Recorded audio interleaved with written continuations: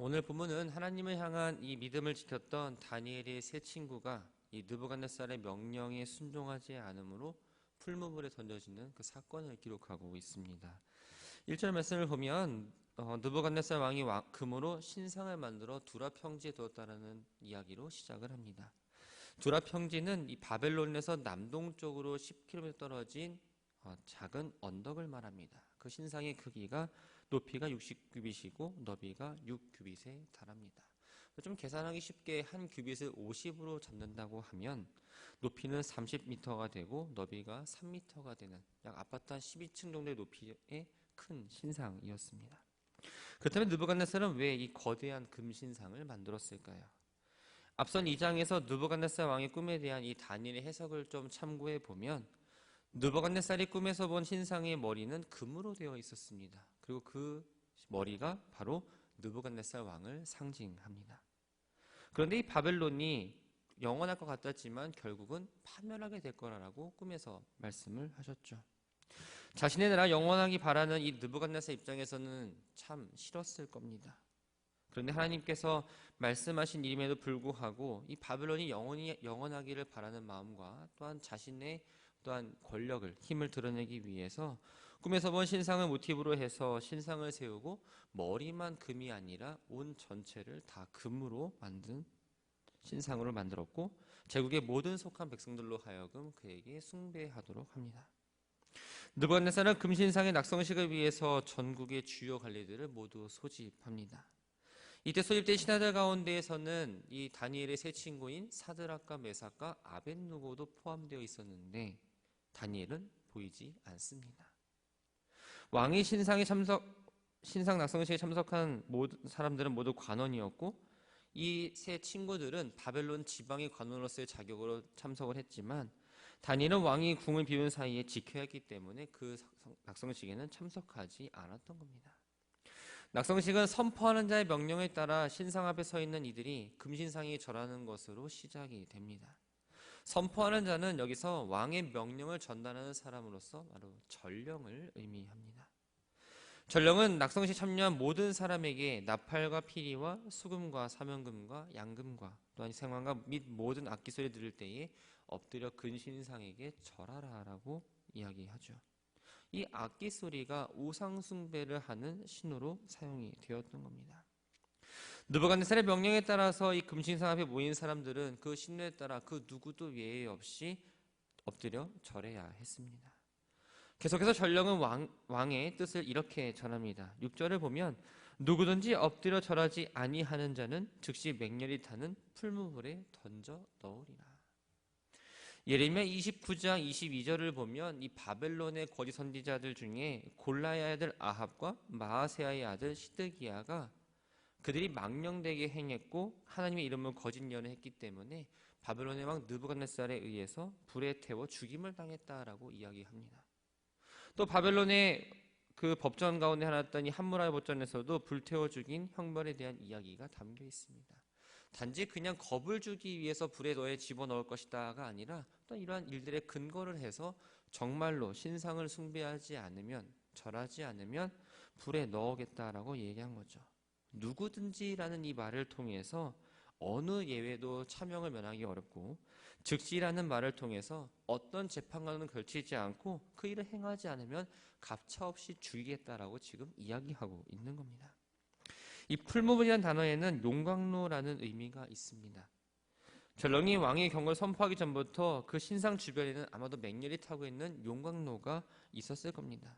왜냐하면 이 금신상을 만들어서 그 금을 녹여야 되고 벽돌을 굽고 금속을 주조하는 모든 과정 가운데에 반드시 용광로가 필요했기 때문입니다. 전령이 말한 대로 악기 소리가 나자 낙성식에 참석한 모든 사람들이 금신상에게 절을 합니다. 당시 모인 사람들 가운데서는 자신의 민족신을 섬기는 사람도 있었고 이 다니엘의 세 친구들처럼 유대 출신으로서 여호와 하나님만을 섬기는 자들도 있었을 겁니다. 그런데 그 누구 하나도 금신상 경배에 대해서 반항하지 않고 모두 그 신상 앞에 절을 합니다. 8절부터 18절의 말씀을 보면 금신상을 거부한 이 숭배를 거부한 다니엘의 세 친구가 고소를 당해서 왕 앞에 끌려가는 내용이 나옵니다. 당시 느부갓네살 왕은 이 수백 명의 관리들이 금신상에 절하는 모습을 보고 아마도 흐뭇했을 겁니다. 그 가운데에 이 사드락과 메삭과 아벳느고는 절하지 않았습니다. 관리 무리 가운데 있던 갈대아 사람들이 이 신상에 절하지 않은 이 사드락과 메삭과 아벳느고를 왕에게 고발을 합니다. 고발하는 갈대아 사람들은 먼저 왕의 만수무강을 기원하면서 왕의 명령을 전제로 이 세 친구의 죄를 하나하나 고발하기 시작합니다. 고대 절대군주 사회에서 왕의 이 말의 명령은 곧 법이었습니다. 그러므로 왕이 말한 건 지켜져야 합니다. 갈대아 사람들은 이런 사실을 이용해서 한 번 내린 명령에 대해 왕이 번복하지 않도록 계속 이야기를 했던 거죠. 그러면서 사드락과 메삭과 아벳느고가 왕에 의해서 고위 관직을 받았고 왕을 높이지 않았고 또한 왕의 명령대로 신상을 숭배하지 않았다라고 이야기하고 있습니다. 갈대아 사람들이 이 다니엘의 세 친구가 왕에 의해서 관직을 받았다는 걸 이야기한 이유는 그들이 이러한 행동이 바로 왕의 은혜를 잊어버렸다는 것을 강조합니다. 그리고 고위직에 있는 사람들이 왕명을 이렇게 어기고 용서하는 그런 사례를 만들게 되면 백성들의 입장에서는 악영향이 되고 왕의 권위에는 흠집이 날 거라는 것을 간접적으로 드러내면서 반드시 이 세 명을 죽이기를 바라는 마음이 있었던 거죠. 자기의 권력을 절대화하고자 했던 이 느부갓네살 왕은 갈대아 사람들의 고발을 듣고 나서 격하게 분노합니다. 그러면서 사드락과 메삭과 아벳느고를 잡아오라고 명령을 합니다. 느부갓네살은 분명히 금신상에 절하지 않는 자는 재판도 거치지 않고 모두 다 차명에 처할 거라고 이야기했습니다. 그런데 세 친구들이 왔을 때에 바로 죽이지 않습니다. 그들에게 목숨을 부지할 수 있는 한 번의 기회를 줍니다. 그런데 이 느부갓네살 왕은 세 명에 대해서 잘 알고 있었기 때문에 그래서 한 번 더 기회를 준 것이고 과거 그들이 중보기도로 인해서 자신의 꿈에 대한 비밀을 알았다는 사실도 알았기 때문에 함부로 할 수가 없었던 겁니다. 한편으로 느부갓네살 입장에서 보면 실추된 자존심을 세우기 위한 좋은 방법이기도 했습니다. 천하의 모든 사람들이 자신의 말에 따라서 모두 금신상에 숭배를 합니다. 그것을 거부한 세 사람이 있다는 건 왕으로서는 아주 자존심이 상하는 일이었습니다. 그래서 그들에게 마음을 돌려서 다시 기회를 주어지고 그들의 금신상을 숭배한다면 그들에게 은혜를 베푸는 꼴이 되는 것이고 모든 사람들이 자신의 권위에 대해서 순종한다는 것을 보여주기 때문에 아주 좋은 기회였던 거죠. 그렇지만 느부갓네살은 이 세 친구를 타일렀지만 분명하게 엄벌에 처하게 될 거라는 사실을 이야기합니다. 그러면서 능히 너희를 내 손에서 건져내실 이가 누구겠냐라면서 질문을 하죠. 사실 이 질문은 어떠한 답을 요하는 질문이 아닙니다. 그들이 믿는 신이 결코 자신이 내린 형벌에 대해서 구해줄 수 없고 하나님을 향한 자신의 교만함을 지금 드러내고 있었던 겁니다. 왕의 말을 들은 이 세 친구가 단호하게 결단을 내립니다. 16절 말씀을 보면 우리가 이 일에 대하여 왕에게 대답할 필요가 없나이다.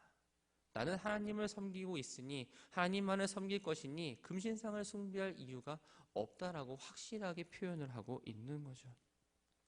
느부갓네살이나 바벨론 관료들에게 이 금신상을 숭배하는 건 여러 신 가운데에 숭배했던 몸에 밴 습관 가운데 하나였습니다. 그 중에 하나만 더 추가되는 문제입니다. 그런데 하나님의 일하심을 경험했고 유일하게 하나님만을 섬기고 있는 이 사드락과 메삭과 아벳느고에게는 다른 신을 경배하는 문제는 좀 차원이 달랐습니다. 하나님을 반역하는 그 자체였기 때문입니다. 세 친구는 능히 너희를 내 손에서 건져내실 이가 누구겠냐라는 그 말에 대해서 하나님은 자신들을 구원해 주실 분이며 또 나아가 세상의 주권자는 바로 바벨론 왕이 아니라 하나님의 사실을 한 번 더 강조해서 이야기합니다.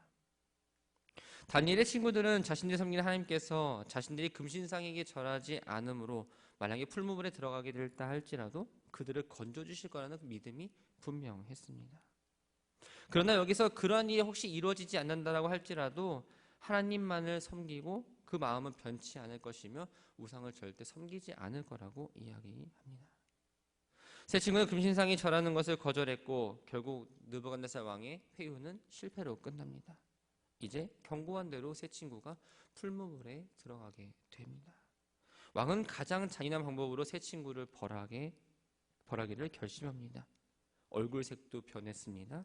그 풀무불의 뜨겁기를 가장 뜨겁게 하라라고 명령을 합니다. 그리고 이 세 사람을 최상의 온도에 뜨거워진 풀무불에 집어넣기 위해서 가장 확실한 방법을 취합니다.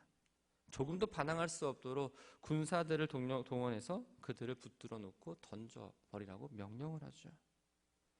그런데 이 처형을 앞두고 이 그들을 묶었던 세 사람들이 불에 다 죽습니다.